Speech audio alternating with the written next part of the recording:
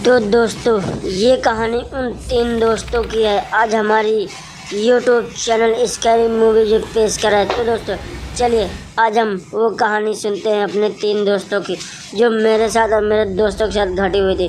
तो दोस्तों चलिए आज की कहानी की ओर बढ़ते हैं। तो उससे पहले आप लोग हमारे चैनल को सब्सक्राइब कर लीजिए और बेल आइकन में प्रेस कर लीजिए ताकि आप लोगों को वीडियो की नोटिफिकेशन सबसे पहले मिले। तो दोस्तों चलिए कहानी की ओर बढ़ते हैं आज की इस कहानी की ओर।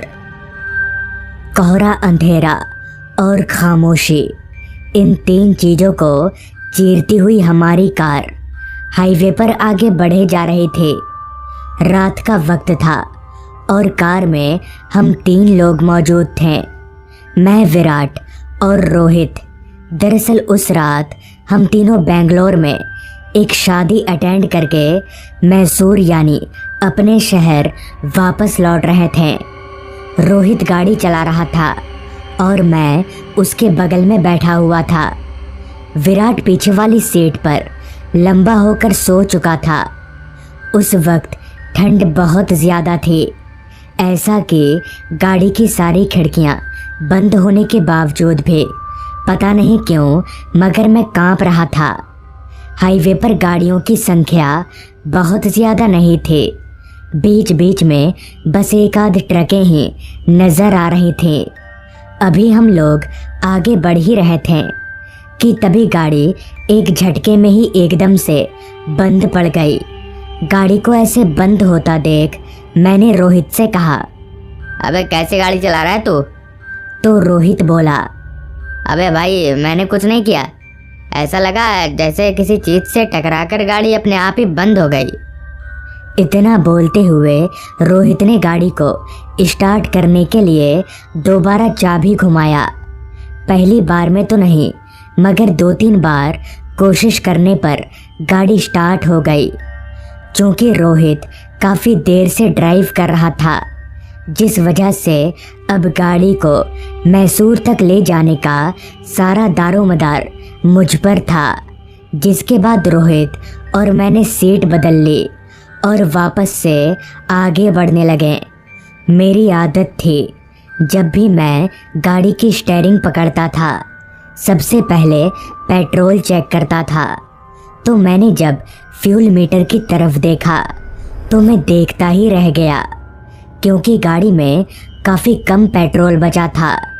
जिस पर मैंने रोहित से कहा, यार ये पेट्रोल इतनी जल्दी ख़त्म कैसे हो गया? अभी निकलते वक्त ही तो पेट्रोल डलवाया था ना हमने। इस पर रोहित बोला, यार वो मेरी कार का माइलेज ख़राब हो गया है, पेट्रोल बहुत जल्दी ख़त्म होता है, चल आगे किसी पेट्रोल पंप से डलवा लेंगे। और रोहित से इतना सुनकर मैं गाड़ी चलाने लगा। अब तक रात काफ़ी हो चुकी थी।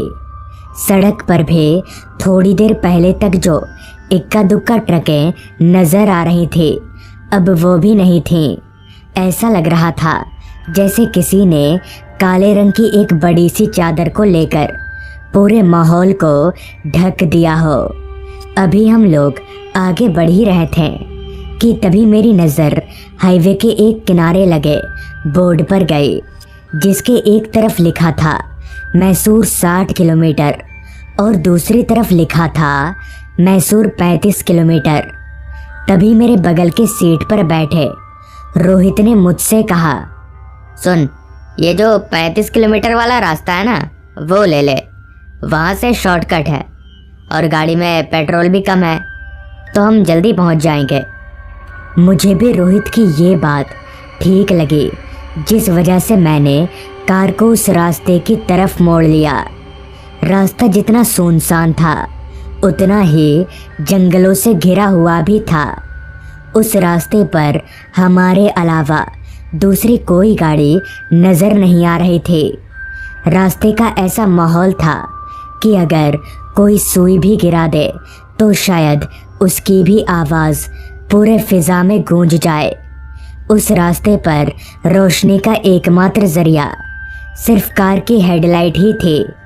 अभी हम लोग उस रास्ते पर आगे बढ़ ही रहे थे कि तभी अचानक ही गाड़ी एकदम से बंद पड़ गई। मैंने फ्यूल मीटर की तरफ देखा तो गाड़ी का पूरा पेट्रोल ख़त्म हो चुका था। जिस पर मैंने रोहित से कहा, लो हो गया लफड़ा, अब धक्का लगाओ तुम लोग। मेरी बात सुनकर रोहित ने पीछे सो रहे विराट को जगाया। विराट को सारी बात बताई और वो दोनों गाड़ी से नीचे उतरकर धक्का लगाने लगे। चूँकि हम इस रास्ते पर पहली बार आ रहे थे, इसलिए हमें इस रास्ते के बारे में ज़रा भी आइडिया नहीं था। किधर पेट्रोल पंप है और किधर ढाबा, हमें कुछ भी नहीं पता था। सब कुछ हमारे लिए एकदम नया था और अनजान था। अभी हम लोग आगे बढ़ ही रहे थे कि तभी मेरी नज़र रोड के बीचों बीच खड़े एक बरगद के पेड़ पर गई। उस पेड़ को देखकर मुझे काफ़ी हैरानी हुई, क्योंकि वो पेड़ एकदम रोड के बीचों बीच था। उस पेड़ के नीचे चौपाल बनी हुई थी, जहाँ कुछ रखा हुआ था, मगर क्या इतनी दूर से साफ साफ दिख नहीं रहा था। हॉर्न बजाकर मैंने रोहित और विराट को बुलाना चाहा, मगर हॉर्न बजाने के बावजूद भी उनमें से कोई भी सामने नहीं आया। उन दोनों को देखने के लिए मैं गाड़ी के बैक वाइंड शील्ड की तरफ मुड़ा, मगर गाड़ी के पीछे मुझे कोई नज़र नहीं आ रहा था। पर यह कैसे हो सकता है? अगर वो दोनों पीछे हैं ही नहीं तो गाड़ी को धक्का कौन दे रहा है? मैंने ब्रेक मारकर तुरंत गाड़ी रोका और गाड़ी से उतरकर जल्दी से पीछे की तरफ गया तो सच में पीछे कोई नहीं था। मेरी हैरानगी की कोई सीमा ना रही। आखिर दोनों लड़के गए तो गए कहाँ? मुझे कुछ समझ नहीं आ रहा था। सिवाय उन दोनों को फ़ोन करने के उस वक्त मुझे कोई दूसरा चारा नज़र नहीं आ रहा था। लिहाजा मैं कार से अपना मोबाइल निकालने के लिए सामने की तरफ गया और जैसे ही कार का दरवाज़ा खोला तो मेरे होश उड़ गए, क्योंकि विराट और रोहित दोनों कार में ही थे। उन दोनों को कार में अचानक देखकर मैं बुरी तरह से चौंक गया। तभी मैंने खुद को संभालते हुए उनसे पूछा, कहाँ थे तुम लोग? तो रोहित बोला, हम लोग तो यहीं पर थे हमेशा से। इस पर मैंने कहा, अच्छा वो सब छोड़ो, सामने देखो, वो पेड़ रोड के बीचों बीच खड़ा है, आगे कैसे जाएंगे हम लोग? तो इस पर विराट बोला, उस पेड़ के बगल से एक रास्ता जाता है, उधर चल। विराट के ये कहने का लहजा कुछ अजीब सा था, जैसे वो यहाँ के बारे में सब कुछ जानता हो। मगर ऐसा कैसे हो सकता है? विराट भी तो मेरी ही तरह पहली बार इस रास्ते पर आया है। खैर, तभी मैंने कहा, मेरे साथ कोई एक जन चलो पीछे धक्का लगाने। मेरी इस बात पर रोहित तैयार हो गया और हम दोनों पीछे जाकर गाड़ी को धक्का लगाने लगे। गाड़ी को धक्का लगाते लगाते अब हम लोग उस बरगद के पेड़ के एकदम पास पहुंच चुके थे। तभी कार के अंदर बैठे विराट ने गाड़ी को उस रास्ते की तरफ मोड़ लिया।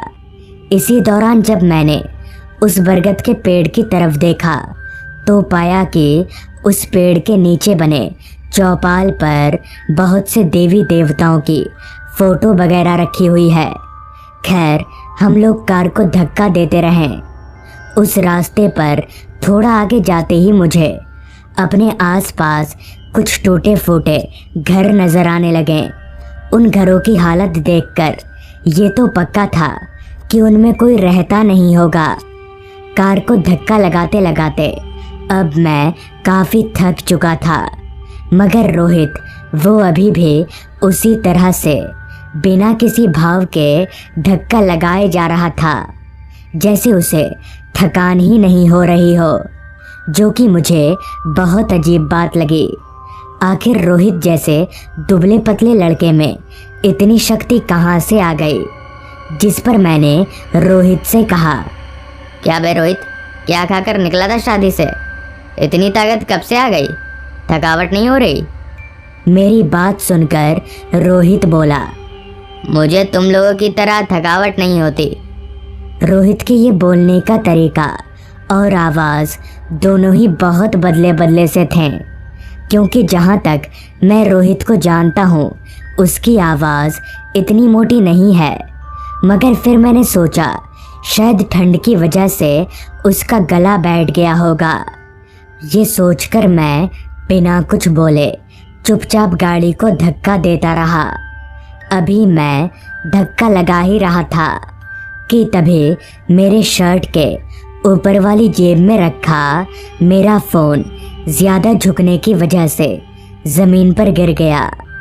अपना फ़ोन उठाने के लिए मैं जैसे ही नीचे झुका तो सामने का नज़ारा देखकर मेरे होश उड़ गए, क्योंकि ठीक मेरे सामने जो रोहित कार को धक्का लगा रहा था उसके दोनों पैर पीछे की तरफ थे, यानी उल्टे थे। थोड़ी देर पहले तक जो चीज़ें मुझे समझ में नहीं आ रही थी, रोहित के उल्टे पैर देखकर धीरे धीरे सब समझ आने लगी थी। जैसे तैसे मैं उठकर सीधा खड़ा हुआ तो रोहित का चेहरा देखकर उस सर्द की रात में भी मेरे पसीने छूट गए। रोहित का चेहरा एकदम बदल चुका था। वो रोहित नहीं बल्कि कोई और था। मैं वहाँ से अपनी जान बचाकर भागने के लिए पीछे मुड़ा तो ठीक मेरे पीछे विराट खड़ा था। उसका भी चेहरा मेरी आंखों के सामने ही पूरा बदल गया। मैं समझ गया कि ये दोनों रोहित और विराट नहीं है। जिसके बाद मैंने ना आव देखा ना ताव, वहाँ से भागकर सीधे उस बरगद के पेड़ के पास पहुँचा, जहाँ चौपाल पर भगवान की काफ़ी सारी तस्वीरें रखी हुई थी। मैं उस चौपाल पर चढ़कर बैठ गया और पूरी रात वहीं कटा दी। अगली सुबह जब मैं उस रास्ते से निकलकर हाईवे की तरफ जा रहा था, तभी मुझे रोड पर रोहित और विराट बेहोशी की हालत में मिले। मैंने उन्हें होश में लाया, मगर उन्हें कल रात की कोई बात याद ही नहीं थी। बाद में हमें कहीं से पता चला कि वो रास्ता हॉन्टेड है और इसलिए उस रास्ते के अगल बगल जो घर थे वहाँ के लोग भाग गए और जाते वक्त उन्होंने ही उस बरगद के पेड़ पर भगवान की तस्वीरें रख दी थीं। और शायद यही कारण है कि उस बरगद के पेड़ को काटा नहीं गया, ताकि वो रास्ता कभी चालू ही ना हो पाए। तो दोस्तों, मैं आपका दोस्त धीरेन्द्र विश्वकर्मा, मैं इस कहानी से विदा लेता हूँ। अगली पेशकश आप लोगों को कल मिलेगी। तो दोस्तों, अगर आप लोगों को इन दोस्तों की कहानी अच्छी लगी हो तो हमारे YouTube चैनल को सब्सक्राइब कर लीजिए और बेल आइकन भी प्रेस कर लीजिए। तो दोस्तों, बाय एंड टेक केयर। हुआ।